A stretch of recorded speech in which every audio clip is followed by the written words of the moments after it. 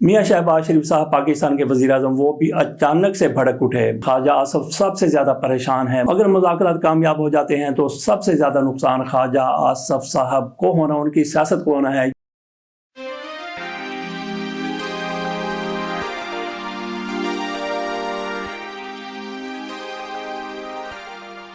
بسم اللہ الرحمن الرحیم. مسلم لیگ کے بڑے لیڈر بلکہ بہت بڑے لیڈر عطا تارڑ کی طرف سے کہا گیا ہے، وائٹ پیپر وہ لے کے آئے ہیں کہ خیبر پختونخوا حکومت میں 15 سال کے دوران 152 ارب روپے کی بے ضابطگیاں ہوئی ہیں.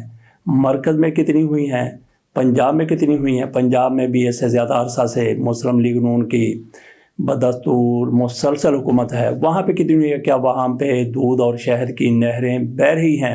اور یہ ان کو موقع کون سا نظر آیا عطا تارڑ صاحب کو ان کی کرپشن کے حوالے سے، ان کی بے ضابطگی کے حوالے سے بات کرنے کے اس دوران 15 سال کی وہ بات کرتے ہیں. 152 ارب روپے کی بے ضابطگیاں، اس میں نگران حکومتیں بھی رہی ہیں. کون اتنا پیسہ کھا گیا؟ اور وہ والی نگران حکومت سے پہلے جب عمران خان کی طرف سے خیبر پختونخوا اسمبلی بھی توڑ دی گئی تھی، وہ تو ایک عرصے تک وہاں پہ حکمرانی کرتی رہی. اس دوران کتنی بے ضابطگیاں؟ ہو سکتا ہے کہ 100 ارب سے زیادہ یہی لوگ پیسے کھا پی گئے ہوں. بہرحال عطا تارڑ صاحب کو کوئی بہانہ چاہیے تھا خیبر پختونخوا پر یلغار کرنے کا، وہ انہوں نے کر دی. ادھر مولانا فضل الرحمان صاحب جس طرح سے دھمالیں ڈاری جتنے زیادہ خوش ہیں. آرڈیننس جاری کر دیا گیا ہے مدارس کے حوالے سے. مولانا فضل الرحمان کی خوشی دیدنی ہے، اور ان سے زیادہ اس آرڈیننس پر ناچ رہے ہیں مولانا طاہر علامہ اشرفی صاحب. وہ بھی بڑے خوش ہیں کہ حکومت نے دیکھیں کیا میدان ماریا، کس طرح سے حکومت نے اپنی ذمہ داری ادا کر دی. مولانا فضل الرحمان وہ خوشی کا اظہار کر رہے ہیں کہ ہم نے جو چاہا وہ ہم نے حاصل کر لیا. اور یہ آرڈیننس جاری کیا گیا ہے مدارس کے حوالے سے. قانون اپنی جگہ پر اسی طرح سے ہے، تو 4 مہینے کے بعد آرڈیننس ختم ہو جاتا ہے. تو اس کے بعد مولانا فضل الرحمان صاحب کیا دوبارہ سے پھر ایک کشتی کے لیے میدان میں نکل آئیں گے؟ دیکھتے ہیں کہ اس حوالے سے کیا کچھ ہوتا ہے. باقی عمران ریاض خان کے حوالے سے تھوڑی سی بات کر لیتے ہیں. کوئی بندہ کہتا ہے کہ وہ مسقط میں بیٹھے ہیں، کوئی کہتا ہے کویت میں بیٹھے ہیں، کوئی کہتا ہے وہ افغانستان میں بیٹھے ہیں، کوئی کہتا ہے کہ پاکستان میں ہیں، کوئی کہتا ہے کہ دبئی میں ہیں. آج عمران ریاض خان نے خود اپنی زبان سے جو کچھ کہہ دیا، اس سے یوں لگتا ہے کہ وہ امریکہ میں بیٹھے ہوئے ہیں. ہمیں تو یہی لگا، آپ کو ہم سنا دیتے ہیں یہی 1 آدھ منٹ کی بات جس طرح سے انہوں نے کہا. تو ساجد تارڑ صاحب بھی یہ کہہ رہے ہیں کہ ایسا لگتا ہے یہ پاگل پن ہے کہ اوورسیز پاکستانی جو ہے، خاص طور پہ جو امریکہ میں ہے، انہوں نے اس کو جہاد سمجھ لیا کہ عمران خان صاحب کی مدد کرنی ہے. تو اب جو میں آپ کو خبر دینے والا ہوں یہ بہت امپورٹنٹ اور بڑی خبر ہے. وہ یہ ہے کہ 26 تاریخ کو جب اسلام آباد میں قتل عام ہوا تھا نا، تو اسی دن، کیونکہ امریکہ میں دن بعد میں آتا ہے، پاکستان میں پہلے آتا ہے، یہاں بہت کچھ 10-12 گھنٹوں کا فرق ہے، بہت لمبا ٹائم گزرتا ہے، پھر امریکہ میں وہ والا وقت آتا ہے. تو جب یہاں پہ قتل عام ہو رہا تھا تو اس وقت امریکہ میں ایکٹیویٹی شروع ہو گئی تھی، اور پاکستان میں جو کچھ بھی ڈی چوک میں ہوا 26 تاریخ کو، جب امریکہ میں وہ وقت آیا 26 تاریخ کا، اس کے بعد تو امریکہ کے اندر پاکستانی امریکنز اسی روز ہنگامی طور پر ریپبلکنز جو پارٹی اب الیکشن جیتی ہے، ڈونلڈ ٹرمپ کی پارٹی، ان کی جو اسٹیبلشمنٹ ہے اس کے ساتھ ملے اور تفصیلی ملاقات میں انہیں ساری صورتحال سے آگاہ کیا تھا. اس کے بعد اگلے 48 سے 72 گھنٹوں میں جو پاکستانی اوورسیز وہاں پہ موجود ہیں، پاکستانی امریکنز، ان کے ساتھ رچرڈ گرینل کی بھی ملاقاتیں ہوئی، وہ بھی انگیج ہو گیا، اور وہ اب تک پوری طرح سے متحرک ہے. اور میں کیونکہ اب یہاں تک پہنچا ہوں اور میری لوگوں سے بات چیت ہوئی ہے، اور انہوں نے کنفرم کیا ہے کہ جی ہماری جو 26 نومبر کو یہاں پہ جو کچھ بھی پاکستان میں ہوا تھا، ہم نے ریئل ٹائم میں ساری انفارمیشن امریکہ کی جو آنے والی انتظامیہ ہے، حکومت ہے، ان کو ہم نے سب کچھ بتا دیا تھا. رچرڈ گرینل انہی دنوں میں ایکٹیویٹ ہوا تھا. یہاں بہت کچھ 10-12 گھنٹوں کا فرق ہے. میں کیونکہ اب یہاں تک پہنچا ہوں اور میری لوگوں سے بات چیت ہوئی ہے.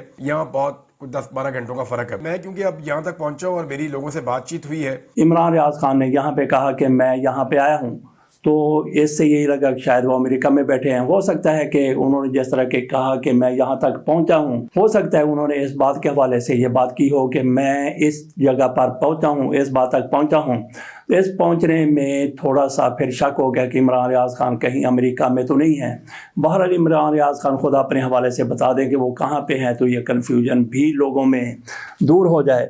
एल मॉर्गन की तरफ से बिलावल भुट्टो जरदारी को ना सिर्फ आईना दिखाया गया बल्कि ठेंगा भी उनको दिखा दिया गया। बिलावल भुट्टो जरदारी पाकिस्तान के एटमी प्रोग्राम के मामे बनने की कोशिश कर रहे थे। इन्होंने भी और आसिफ अली जरदारी ने भी ऐसे ही बयान दिए जैसे अमेरिका की तरफ से कुछ पाबंदियां पाकिस्तान पर लगी हैं, तो इनकी तरफ से बयान सामने आ गए। तो एल मॉर्गन की तरफ से इस पर आईना दिखाते हुए कहा गया है कि पहले अपनी तंबी संभालें, अपनी मंजी के नीचे डांग फेरें। आपके इलाके में, आपके सूबे में क्या कुछ हो रहा है हमें सारा पता है। तो उनकी तरफ से जो कहा गया मैं आपके सामने रखता हूँ। बिलावल भुट्टो जरदारी और आसिफ अली जरदारी की तरफ से कहा गया था कि इमरान खान सिर्फ बहाना है, पाकिस्तान का एटमी प्रोग्राम असल में निशाना है।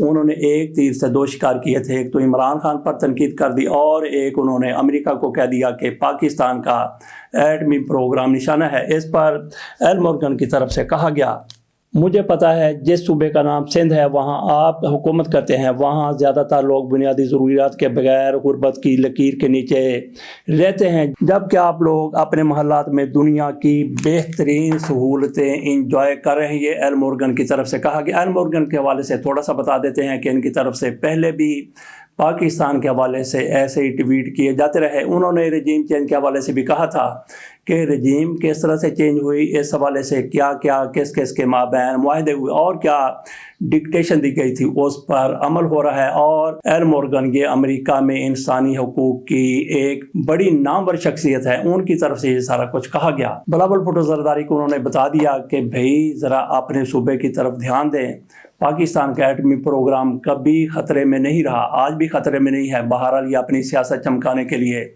इस तरह के बयान दागते रहते हैं। बात करते हैं ख्वाजा आसिफ की। ख्वाजा आसिफ सबसे ज़्यादा परेशान है मुमकिन तौर पर अगर मुज़ाकरात कामयाब हो जाते हैं, क्योंकि मुज़ाकरात कामयाब अगर हो जाते हैं फ़र्ज़ करें कि हो जाते, जिनका इम्कान तो नज़र नहीं आता, क्योंकि इस तरह के लोग मुज़ाकरात को आगे चलने ही नहीं देंगे। अगर मुज़ाकरात कामयाब हो जाते हैं तो सबसे ज़्यादा नुकसान ख्वाजा आसिफ साहब को होना, उनकी सियासत को होना है। यूँ समझ लें कि अगर मुज़ाकरात कामयाब हो गए, मामलात इंतखाबात की तरफ गए, तो ख्वाजा आसिफ की सीट कहाँ जाएगी। ख्वाजा आसिफ तीसरी मरतबा लगातार हारने के बावजूद जीते हैं। 2013, 2018 और 2024 के इंतखाबात ख्वाजा साहब को कहाँ से जितवाया गया। अब तो बिल्कुल भी रिहाना डार की तरफ से इनका जैसा मुकाबला किया गया, हजारों वोटों से वो जीत चुकी थी, लेकिन ख्वाजा आसिफ का ऐसा दाव लगा, इनका दाव नहीं लगा बल्कि दाव लगाने वालों ने ऐसे लोगों का फॉर्म 47 के जरिए दाव लगा दिया। 2013 और 2018 के इंतखाबात में ख्वाजा आसिफ की बूटी लग गई थी। इम्तिहान में बूटी नहीं बल्कि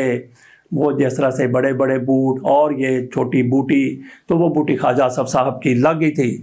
इस तरह से ख्वाजा आसिफ साहब जीतते चले आ रहे हैं। अब अगर मुमकिन तौर पर मुज़ाकरात कामयाब होते हैं, दोबारा इंतखाबात होंगे, तो ख्वाजा आसिफ कहीं पे नज़र नहीं आएंगे, क्योंकि 2 नंबरी इन इंतखाबात में नहीं होगी। क्योंकि ये इंतखाबात तो होने ही इस वजह से हैं कि पहले इंतखाबात 2, 3 बल्कि 10 नंबर तक 2 नंबरी उनमें हो गई थी। तलत हुसैन साहब का अपना तरह निकल गया और उन्होंने ऐसी बात कर दी कि उसके बाद मुस्लिम लीग नून वालों का, इनके बड़े बड़े लीडरों का सू निकल रहा है। तलत हुसैन का कैसे तरह निकल गया। अब अमेरिका में जिस तरह से ट्रंप इंतज़ामिया आ रही है, ट्रंप जीत चुके हैं, तो वहाँ पे जो सूरत हाल है अभी वहाँ पे ये सामने चीज़ें आ रही हैं कि ट्रंप के ख़िलाफ़ कौन क्या करता रहा। तो इन्होंने ख़बरदार कर दिया तलत हुसैन मुस्लिम लीग नून वालों को कि पाकिस्तान में जो अमरीकी सफारत खाना है वहाँ से भी अब खबरें लीक होंगी, वहाँ से बताया जाएगा कि रजीम कैसे चेंज हुई, किसके साथ मुलाकात हुई, किसने क्या किया, तो उससे कितने राज फाश हो जाएंगे। तो एक तो तलत हुसैन साहब खुद भी इससे परेशान हैं कि ये जिस तरह से बातें करते रहे, जिस रजीम के साथ ये खड़े थे, उनके पल्ले कख नहीं रहेगा तो इनके हिस्से में फिर क्या आएगा। तो जब ये सारा कुछ सामने आ जाएगा, कच्चा चट्टा खुल जाएगा, तो फिर मुस्लिम लीग नून वालों के साथ क्या होगा। इस वजह से उनके भी सूसू इन्होंने निकाल दिए हैं, अपना तरह निकला और उनके सूसू निकलवा दिए। मियाँ शहबाज शरीफ साहब पाकिस्तान के वज़ीर आज़म, वो भी अचानक से भड़क क्यों उठे। जैसा कि तलत हुसैन की बात की कि वहाँ पे जिस तरह से पाकिस्तान के ख़िलाफ़, आज के रजीम के ख़िलाफ़ बातें सामने आ रही हैं, वहीं पे पाकिस्तान के खिलाफ पाबंदियों की बात भी हुई। वज़ीर आज़म शहबाज शरीफ ने वहाँ पे जो पाकिस्तान के सफ़ीर हैं शेख रिजवान को तलब कर लिया کہ آ کے بتائیں کہ کس طرح سے امریکہ نے وہاں پہ پابندیاں لگا دی پاکستان کے ایٹمی پروگرام پر. تو شہباز شریف صاحب کو جو ابھی غصہ آیا یہ اپنے منہ پر زور سے مار لینا چاہیے اور ان کو اپنے منہ پر 3 4 5 6 موقع مار لینے چاہیے. شیخ رضوان کو سفیر کی صرف یہ ذمہ داری نہیں ہوتی کہ حکومت اس کو جو اپنے ذاتی مقاصد بتا دیتی ہے اس کے لیے کام کرنا ہے، اس کے لیے بھی کام کریں، لیکن پاکستان کے لیے آپ نے کام کرنا. آپ کو پہلے پتہ ہونا چاہیے تھا کہ امریکہ کے اندر ہو کیا رہا ہے، پابندیوں کی بات ہو رہی ہے تو آپ فوری طور پر متحرک ہوتے ہیں. لیکن یہ متحرک فعال اس وقت ہوتے ہیں جب پابندیاں لگانے کا اعلان ہو جاتا ہے یا پھر عمران خان کے لوگ وہاں پہ کانگریس کے لوگوں کو پاکستان میں مداخلت کے لیے مائل کر لیتے ہیں. بعد میں جاگنے کا کیا فائدہ. عثمان بخاری صاحب نے مسلم لیگ نون سے اپنا رخت سفر باندھ لیا ہے کیونکہ بلاول بھٹو زرداری کی وزارت عظمیٰ کے حوالے سے ابھی کچھ ہلکے یقینی طور پر کہہ رہے ہیں کہ آئندہ کے وزیر اعظم شہباز شریف کی طرح بلاول بھٹو زرداری ہوں گے. عثمان بخاری صاحبہ پیپلز پارٹی سے مسلم لیگ نون میں آئی تھیں. آپ مسلم لیگ نون کا سورج غروب ہوتا ہوا ان کو نظر آئے گا تو چڑھتے سورج کی طرح ہو جانے کی کوشش کریں گے. گویا انہوں نے اپنا سامان پیک کر لیا اور پیپلز پارٹی میں شامل ہونے کے لیے تیاریاں کر رہی ہیں. جیسے ادھر سے اعلان ہوگا کہ بلاول بھٹو زرداری آئندہ کے وزیر اعظم ہوں گے تو یہ محترمہ وہاں پہ جا اتریں گی ان کے آنگن میں یا ان کی سیاست میں. اس کے ساتھ اجازت دیجیے. اللہ حافظ.